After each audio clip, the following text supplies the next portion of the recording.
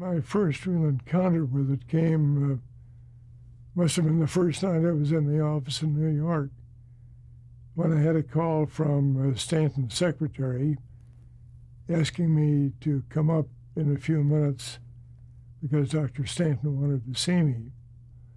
It was a long time before they finally called and said, come. But I came in, and Stanton pulled out from his desk an onion skin paper, handed it to me, and said, I want you to read this, I want you to follow it carefully, and I want you to not to use any of the people on this list. And I didn't have time to read it in detail at that time, and nor did it appear that I should ask him questions about it, because I didn't think he wanted to answer any questions. It seemed best for me to just fold the thing up, put it in my pocket, and go back to my office and read it there. Now, this is my first real contact with the problem of blacklisting. That piece of paper I looked at obviously was not printed or duplicated within the CBS offices. It obviously came from the outside. I later asked Stanton on one occasion, this is long, long after I'd left, if he knew where that had come from. And he said he thought it could very well have been General Foods or Y&R. Both are very interested in keeping their programs clear. I assumed that that's about as close as you could get.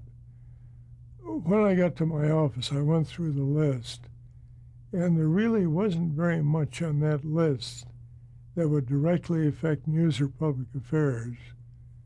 So I put it away and didn't really give much thought to it until a couple of months later. We were doing a documentary-type program in promotion of some charitable enterprise, and there was a strong black woman's part in it.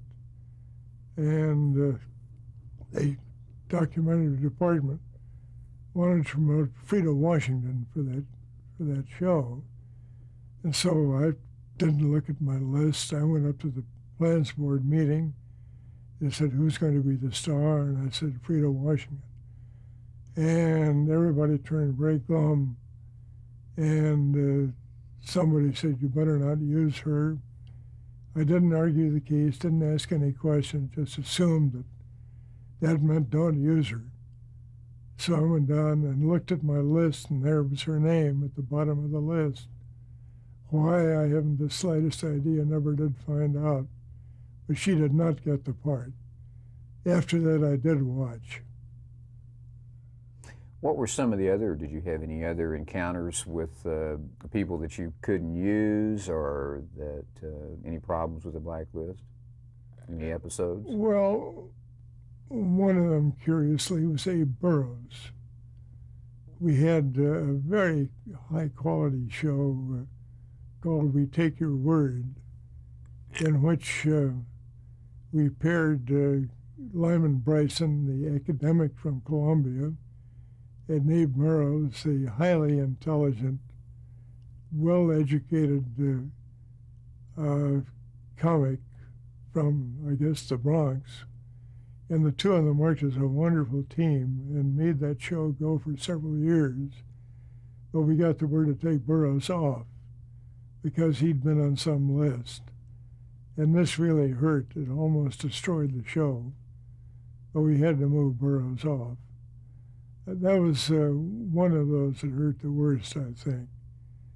We had also discussed the possibility of reviving a morning show, reviving it completely by putting in as the head of that show the comedian from Texas who had been working in New York for several years.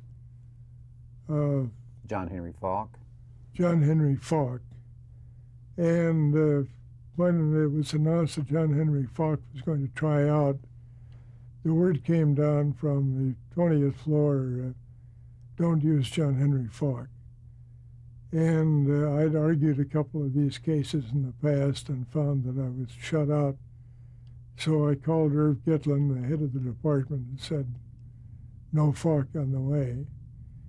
We had another one that was rather difficult.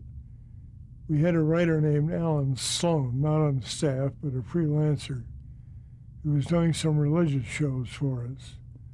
We do a 15 to 20 or 10 to 15 minute little religious vignette and then do a discussion around it. And Alan Sloan had done a number of these very well. I had no particular concern about Alan Sloan.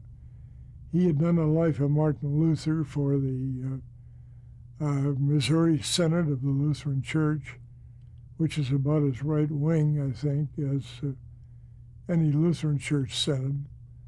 And I thought he was quite all right. And I kept on arguing that we had to use him.